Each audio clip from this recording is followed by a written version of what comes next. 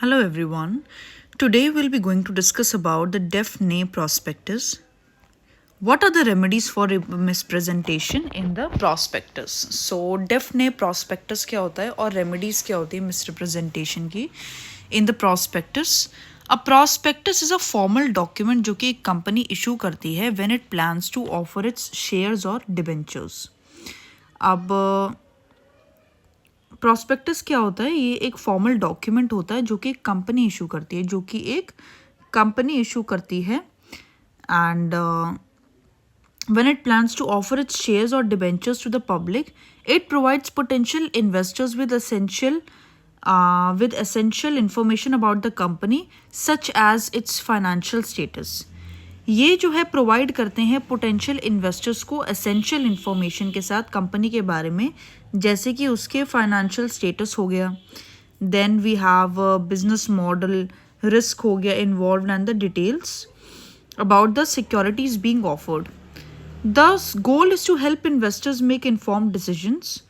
And however, if a prospectus contains false information or omits important facts, अगर जो prospectus है वो contain करता है false information या फिर misrepresentation, तो या फिर omit करता है important facts, तो उसको consider किया जाता है as a misrepresentation. अब remedies क्या होती है misrepresentation की? Memories होती हैं. रेमेडीज़ क्या होती है मिस रिप्रेजेंटेशन की? सो रेमेडीज़ होती हैं for misrepresentation in a prospectus की first we have rescission of contract. पहला है रिसिजन ऑफ कॉन्ट्रैक्ट. रिसिजन का मतलब होता है लीगल एक्ट ऑफ कैंसलिंग, मतलब कि एक किसी भी चीज़ को कैंसिल करना, legal act of cancelling, that is rescission of contract. If an investor purchases shares based on misleading prospectus, अगर एक इन्वेस्टर परचेज करता है शेयर्स, जो कि बेस्ड होते हैं मिसलीडिंग प्रॉस्पेक्टस पे, जो कि बेस्ड होते हैं मिसलीडिंग प्रोस्पेक्टस मतलब कि फॉर्मल लीगल डॉक्यूमेंट जो कि जिसमें कि कंपनी सीक करती है रेस करने के लिए फंड्स. ठीक है. So they can choose to resign, वो चूज कर सकते हैं रिसाइन करने के लिए और या फिर कैंसिल करने के लिए कॉन्ट्रैक्ट्स. ठीक है. दिस मीन्स जो इन्वेस्टर्स है वो रिटर्न कर सकता है शेयर्स और डिमांड कर सकता है refund of their investment.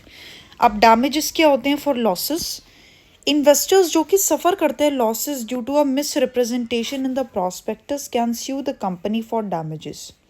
Damages होते हैं फॉर लॉसेस, जो इन्वेस्टर्स सफ़र करते हैं लॉसेस, जो इन्वेस्टर्स सफ़र करते हैं losses due to misrepresentation in the prospectus, वो स्यू कर सकते हैं कंपनी को फॉर डैमेजेस. ये सीख कर सकते हैं compensation for the financial harm के लिए जो कि कॉज होता है by relying on the false information. ठीक है. Then we have criminal liability. अब क्रिमिनल लाइबिलिटी क्या होती है कि जो कंपनी के डायरेक्टर्स होते हैं और अदर रिस्पॉन्सिबल इंडिविजुअल्स होते हैं वो फेस कर सकते हैं